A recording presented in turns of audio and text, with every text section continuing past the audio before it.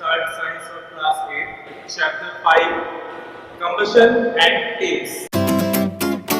Students, today's topic is on page number 81, 5.5.1 calorific value of a fuel.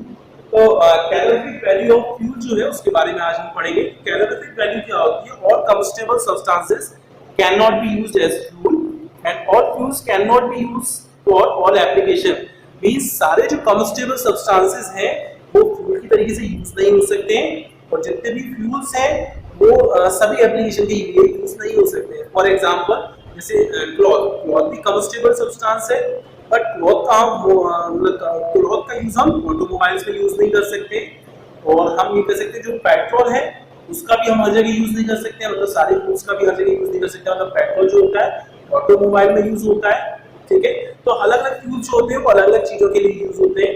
तो इनकी अलग अलग क्यों यूज होते हैं? क्योंकि इनकी अलग अलग कैलोरीफिक वैल्यू होती है, मतलब इसमें से अलग अलग अमाउंट में डिफरेंट अमाउंट में एनर्जी जो होती है वो रिलीज होती है। तो इसके उस पर बिहाफ पे हम देखते हैं कि अलग अलग उस पर किसकी एनर्जी रिलीज होती है, कितनी। तो हम पढ़ते हैं इसमें नेक्स्ट। तो कैलोरीफिक वैल्यू क्या होती है? The amount of heat energy released by a unit quantity of fuel on complete combustion in oxygen is called calorific value of fuel. Means एक यूनिट क्वांटिटी में जो एनर्जी रिलीज होती है, heat energy release होती है in presence of oxygen. एक जैसे हम फॉर एग्जांपल ले लेते हैं कुछ ग्राम, मतलब 1 ग्राम में कितनी अमाउंट ऑफ एनर्जी रिलीज होती है, तो डिपेंड करता है अगर वो कोई तरीके से ऑक्सीजन की प्रेजेंस में बर्न होता है। तो जो कैलोरीफिक वैल्यू होती है वो एक्सप्रेस होती है किलोजूल पर किलोग्राम, और हम कह सकते हैं जूल पर ग्राम। तो टू टाइप में होती है, एक तो होती है किलोजूल पर किलोग्राम, सेकंड आ जाती है जूल पर ग्राम। तो दो टाइप में इसकी यूनिट एक्सप्रेस होती है। तो नेक्स्ट हम बात करते हैं या different on page table 5.1 table दे रखी है। 5.1 टेबल में आपको क्या दे रखा है? यहाँ शो कर रखा है calorific value of some fuels. अलग अलग फ्यूल्स की कैलोरीफिक वैल्यू दे रखी है। तो फर्स्ट है बायोगैस 35 to 40। तो पर ग्राम में बायोगैस में कितनी एनर्जी रिलीज होती है? 35 to 40 ग्राम, 40 किलोजूल। तो 40 किलोजूल एनर्जी रिलीज होती है हम कह सकते हैं पर ग्राम में बायोगैस में। तो डिफरेंट फ्यूल्स दे रखे हैं। तो यह सबसे ज्यादा जो है हाइड्रोजन दे रखा है। तो हाइड्रोजन जो होता है 141.9 ग्राम, 9 किलोजूल पर ग्राम। मतलब हाइड्रोजन पर ग्राम में जो होती है 141.9 किलोजूल एनर्जी जो होता है वो रिलीज करता है। तो एनर्जी की जो ऐसा यूनिट होती है वो क्या होती है? जूल, जो आपको साइड में दे रखा है, ठीक है। नेक्स्ट हम बात करते हैं टेबल 5.2 दे रखा है पेज नंबर 82 पर। तो 82 पेज नंबर पे दे रखा है devices used for conversion of fuel. अलग अलग डिवाइसेस हैं जो फ्यूल के कन्वर्जन को, एफिशिएंसी को शो करते हैं। तो फर्स्ट है वुड स्टोव। वुड स्टोव जो होता है वो 66% एफिशिएंसी होती है, मतलब उसको जो हम बर्न करते हैं उसमें से ज्यादातर अमाउंट में हमें हीट एनर्जी मिल जाती है। तो अलग अलग एफिशिएंसी दे रखी है। जैसे सोलर सेल 10% ही एफिशिएंसी होता है, मतलब हम जो उसकी एनर्जी जो होता है सिर्फ 10% ही हम यूज कर सकते हैं। तो ये डिफरेंट जो एफिशिएंसी दे रखी है, मतलब हम जब उस सब्सटेंस को बर्न करते हैं तो उसमें से सिर्फ हमें इस परसेंटेज में ही हम उसकी एफिशिएंसी में उसकी एनर्जी को यूज कर सकते हैं। जैसे सोलर सेल को 10% ही यूज कर सकते हैं, वुड स्टोव का 66% यूज कर सकते हैं, पेट्रोल इंजन 25%, डीजल इंजन सिर्फ 38% एफिशिएंसी देता है। तो अलग अलग एफिशिएंसी होती है अलग अलग डिवाइसेस की। तो 5.5.2 दे रखा है कैरेक्टरिस्टिक्स ऑफ गुड फ्यूल। तो गुड फ्यूल की कैरेक्टरिस्टिक्स क्या है, क्या क्या उसकी अच्छाइयां हैं गुड फ्यूल की? तो सबसे फर्स्ट आ जाता है it should be cheap and easily available. तो जो गुड फ्यूल होते हैं वो सस्ते होने चाहिए और इजीली अवेलेबल होने चाहिए, ठीक है। Second, it should have high calorific value. इनकी जो कैलोरीफिक वैल्यू है वो हाई होनी चाहिए, जितनी हाई होगी उतना ही हमारे लिए यूजफुल होगा। थर्ड आ जाता है it should neither burn too fast nor too slow. ना तो ये गुड फ्यूल जो होते हैं ना जल्दी जलने चाहिए और ना ही स्लो जलने चाहिए, ठीक है। तो द इग्निशन, हम अदर वर्ड में कह सकते हैं जो इनका इग्निशन टेम्परेचर है वो कम होना चाहिए, लो टेम्परेचर पे ये बर्न हो जाने चाहिए, ठीक है। नेक्स्ट हम बात करते हैं initial temperature should not be less than the room temperature. But जो इग्निशन टेम्परेचर, उसका जो जलने का टेम्परेचर है वो रूम टेम्परेचर से कम नहीं होना चाहिए, उससे थोड़ा सा ज्यादा होना चाहिए। भाई अगर ऐसा होगा कि कम होगा तो क्या होगा, जैसे हम अंदर रखेंगे वो अपने आप ही बर्न होना स्टार्ट कर रहे हैं। तो रूम टेम्परेचर से थोड़ा ज्यादा होना चाहिए उसका इनिशियल टेम्परेचर। नेक्स्ट पॉइंट है the fuel on combustion should not produce suit और हार्मफुल गैस और एनी अदर रेजिड्यू। तो जो फ्यूल होते हैं उनकी गुड क्वालिटी क्या होनी चाहिए कि जब वो बर्न होते हैं, कंबस्टेबल होते हैं, उसमें से कोई भी गैसेस नहीं निकलनी चाहिए, ज्यादा पॉइजनस गैसेस नहीं निकलनी चाहिए और कोई रेजिड्यू नहीं होना चाहिए। जैसे फॉर एग्जांपल सीएनजी होती है, उसको बर्न करने पे कोई भी हार्मफुल गैसेस नहीं निकलती है, ना सूट निकलता है, ना एशेस निकलती हैं। लास्ट है the fuel should be safe to handle, store and transport. Fuel easy to store होना चाहिए, हैंडल भी आसानी से हो जाए और उसे ट्रांसपोर्ट भी हम इजीली कर सकें, एक जगह से दूसरी जगह हम इजीली ले जा सकते हैं। तो ये है गुड क्वालिटीज या good characteristics of good fuel. Next आता है 5.5.3 burning of fuel generates harmful product. जब फ्यूल बर्न होते हैं उसमें से हार्मफुल प्रोडक्ट्स निकलते हैं, for example carbon dioxide, carbon monoxide और बहुत सारा एसिड्स या हम फ्यूम्स कहते हैं। तो काफी सारा मैटर निकलता है जो हमारे एनवायरनमेंट को पॉल्यूट करता है। तो अलग अलग फ्यूल जो होते हैं वो अलग अलग गैसेस रिलीज करते हैं। For example on burning fuel coal, petroleum, coal और पेट्रोलियम को जो हम बर्न करते हैं उसमें से कार्बन के पार्टिकल्स निकलते हैं जो हमारे एनवायरनमेंट को वो करते हैं, पॉइजनस करते हैं। और काफी सारे पार्टिकल्स निकलते हैं जो हमारे रेस्पिरेटरी सिस्टम को भी वीक कर सकते हैं या हमारे रेस्पिरेटरी सिस्टम को हैजार्ड पहुंचा सकते हैं। ठीक है, तो ये सब चीजें जो होती है। इसके बाद आता है 83 पेज नंबर पर, on page number 83 first point है incomplete combustion of liquid fuel, petrol, kerosene and diesel produce poisonous gas और सूट। मींस क्या होगा, जितने भी ये जो सब्सटेंस फ्यूल्स होते हैं जब ये इनकम्प्लीट बर्न होते हैं, जब बर्न करते हैं तो इसमें से पॉइजनस गैसेस निकलती हैं और सूट, मतलब हम कह सकते हैं इसमें से कार्बनिक या हम कह सकते हैं काजल टाइप का जो होता है वो निकलता है। जैसे हम ऑटोमोबाइल्स में देखते हैं पीछे साइलेंसर में से गैसेस निकलती है, पॉइजनस होती है। कभी कभी उसमें से हम कह सकते हैं पॉल्यूशन, मतलब सूट भी निकलता है, काजल या कालोस टाइप की एशेस निकलती हैं। तो ये जो कंबशन जो होता है, कंबशन से जो गैसेस निकलती है वो हमारे एनवायरनमेंट को भी हैजार्ड पहुंचाती है और ग्लोबल वार्मिंग को इंक्रीज करती है, जिससे टेम्परेचर इंक्रीज होता है। या आप कह सकते हैं हमारी ओजोन लेयर जो होता है वो डिप्लीट होती है, मतलब वो थिन हो जाती है, पतली हो जाती है, उसे हैजार्ड पहुंचता है, जिससे अल्ट्रावायलेट रेज जो होती है सन की वो हमारी अर्थ के सरफेस तक आती है, इससे टेम्परेचर इंक्रीज करता है। टेम्परेचर इंक्रीज करने से क्या होता है, ग्लोबल वार्मिंग बढ़ जाती है, ठीक है, जो हमारे एनवायरनमेंट को बहुत ज्यादा हैजार्ड पहुंचाती है।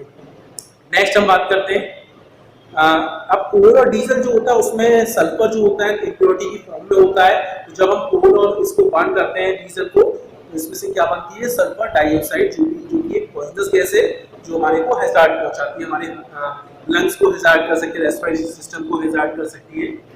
तो काफी सारी चीजें हैं जो बहुत सारी गैसेस निकालती हैं। जैसे फॉर एग्जांपल जो ये नाइट्रोजन और सल्फर डाइऑक्साइड जो होती है वो गैसेज जो होती है हमारे एनवायरनमेंट में इकट्ठी हो जाती है। और जब रेन होती है, जब बारिश होती है, रेनिंग होती है, तो उसमें वाटर ड्रॉपलेट्स में ये गैसेज जो होती है मिक्स हो जाती है।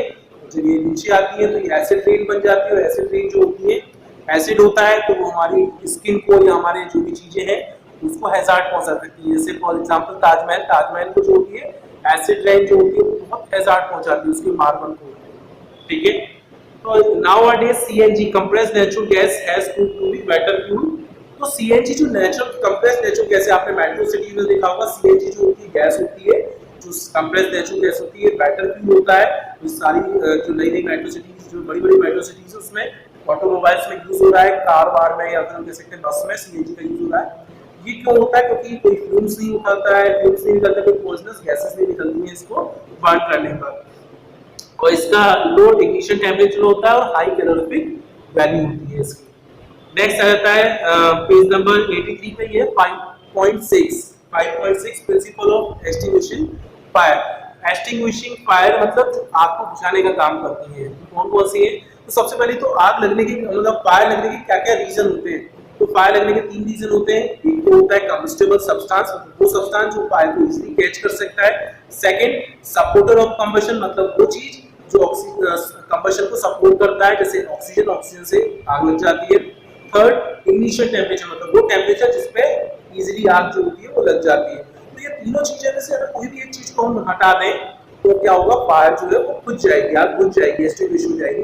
तो हम इसी का यूज करते हैं। तो हम क्या कर सकते हैं, तीनों में से पेज नंबर 84 पे दे रखा है या तीन डिफरेंट चीजें हैं।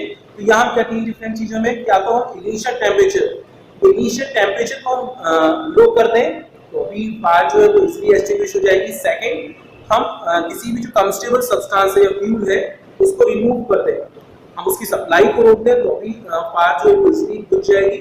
या थर्ड वन जो हम कह सकते हैं, जो सपोर्टर ऑफ कंबशन है, कंबशन को सपोर्ट है, फॉर एग्जांपल ऑक्सीजन की हेल्प से फायर लगती है। अगर हम ऑक्सीजन की सप्लाई को रोक देते हैं तो अभी क्या होता है, फायर इजीली बुझ जाती है। तो इन तीनों चीजों में से किसी भी चीज को हम रोक दें तो फायर वहां इजीली एक्सटिंग्विश हो सकती है। तो यहाँ डिफरेंट तीनों चीजों में से अगर हम किसी भी चीज को रोक दें, किसी भी सप्लाई को रोक दें तो फायर जो है वो इजीली एक्सटिंग्विश हो जाएगी। फॉर एग्जांपल हम आग मतलब फ्यूल को रोक दें, फ्यूल की सप्लाई को या ऑक्सीजन की सप्लाई को रोक दें या इनिशियल टेम्परेचर को कम कर दें, इन तीनों में से किसी भी कम करने की वजह से फायर जो है इजीली एक्सटिंग्विश हो जाएगी। तो यहाँ डिफरेंट फायर एक्सटिंग्विशर्स होते हैं, अलग-अलग फायर के लिए यूज करते हैं। तो फर्स्ट आ जाता है 5.6.1 वाटर एज एन एक्सटिंग्विशर। तो water as an extinguisher means water को फायर एक्सटिंग्विशर में यूज कर सकते हैं। तो वाटर का हम यूज करते हैं क्यों, क्योंकि वाटर जो होता है वो फायर एक्सटिंग्विशर होता है, बट ये कुछ लिमिटेड फ्यूल्स के लिए यूज होता है। फॉर एग्जांपल वुड, चारकोल या कोल, या हम किसी भी क्लॉथ की फायर, कोई भी ऐसी फायर जो लकड़ी, कपड़े या हम कह सकते हैं किसी भी इस तरीके की चीजों की वजह से फायर लग जाती है। तो हम क्या करते हैं, जब वाटर का हम इस पे यूज करते हैं तो वाटर की वजह से क्या होता है, उसका टेम्परेचर एक तो डाउन हो जाता है और ऑक्सीजन की सप्लाई से मिलना बंद हो जाती है। इन दोनों की वजह से क्या होते हैं, फायर जो होती है वो इजीली बुझ जाती है, एक्सटिंग्विश हो जाती है। बट वाटर हम हर तरह की एक्सटिंग्विशर के लिए यूज नहीं कर सकते, फायर एक्सटिंग्विशर के लिए। जैसे फॉर एग्जांपल जो इलेक्ट्रिसिटी की वजह से आग लग जाती है या फिर फ्यूल किसी भी ऑयल की वजह से, पेट्रोल डीजल की वजह से जो आग लगती है उसमें हम वाटर का यूज नहीं कर सकते। वाटर का यूज करेंगे तो फायर जो है और जल्दी लगेगी। और इलेक्ट्रिसिटी में क्या होगा, अगर हम वाटर का यूज करेंगे तो हमें शॉक लग सकता है। तो इसलिए अलग अलग तरीके के एक्सटिंग्विशर अलग अलग यूज होते हैं। तो इन दोनों चीजों के लिए अलग एक्सटिंग्विशर आता है, जैसे कार्बन डाइऑक्साइड। तो 5.6.2 है carbon dioxide as a fire extinguisher. Carbon dioxide का यूज करते हैं फायर एक्सटिंग्विशर के लिए, जो सिलेंडर में यूज होता है। जो फायर एक्सटिंग्विशर रेड कलर का सिलेंडर आता है जो आपको बुक में दे रखा है, इन सिलेंडर का हम यूज करते हैं फायर एक्सटिंग्विशर की फॉर्म में। इसमें क्या होती है, लिक्विड फॉर्म में कार्बन डाइऑक्साइड को भर देते हैं, जो उसे रिलीज करते हैं उसमें से गैसेस कार्बन डाइऑक्साइड निकलती है। वो क्या करती है, किसी भी फायर को पूरी तरह से कवर कर लेती है, उसकी ऑक्सीजन की सप्लाई को रोक देती है। ऑक्सीजन की सप्लाई रोकने की वजह से क्या होता है, वो आग जो है वो इजीली एक्सटिंग्विश हो जाती है, बुझ जाती है आग। ठीक है, तो पेट्रोल, ऑयल और कार्बन डाइऑक्साइड, इन सब चीजों के लिए कार्बन डाइऑक्साइड बहुत यूजफुल होता है। अब कुछ और चीजें होती हैं, जैसे फॉर एग्जांपल लिक्विड फ्यूल हो गया, लिक्विड एक्सटिंग्विशर हो गया वाटर, सॉलिड गैसेस में हो गया कार्बन डाइऑक्साइड एक्सटिंग्विशर में, और सॉलिड फॉर्म में एक्सटिंग्विशर्स भी आते हैं जिसे हम पाउडर फॉर्म के एक्सटिंग्विशर कहते हैं। जो ऑन पेज नंबर 85 दे रखा है आपको, sodium bicarbonate and potassium bicarbonate. तो सोडियम बाइकार्बोनेट और पोटेशियम बाइकार्बोनेट ये दो पाउडर फॉर्म के एक्सटिंग्विशर होते हैं, फायर एक्सटिंग्विशर, जो आग बुझाने के उसमें काम लेते हैं। तो ये कैसे क्या करते हैं, जब हम पाउडर फॉर्म का सोडियम बाइकार्बोनेट और पोटेशियम बाइकार्बोनेट को किसी आग के ऊपर या फायर के ऊपर डालते हैं तो टेम्परेचर जब ये हीट होता है, ये पाउडर फॉर्म जब हीट होता है तो इसमें से क्या होता है, कार्बन डाइऑक्साइड रिलीज होती है। कार्बन डाइऑक्साइड रिलीज होने की वजह से क्या होता है, आसपास के एरिया में ऑक्सीजन की सप्लाई बुझ जाती है, जिस वजह से फायर जो होती है वो इजीली बुझ जाती है। तो डिफरेंट टाइप्स के एक्सटिंग्विशर्स हैं जो हम यूज करते हैं फायर को बुझाने के लिए। तो आपका आज ये चैप्टर कंप्लीट हो गया है, ये कम्बशन एंड फ्लेम जो चैप्टर है आपका कंप्लीट हो गया है। नेक्स्ट चैप्टर जो होगा आपका आगे पढ़ेंगे। तो आज के लिए इतना ही काफी है। So goodbye, take care, stay fit and stay healthy.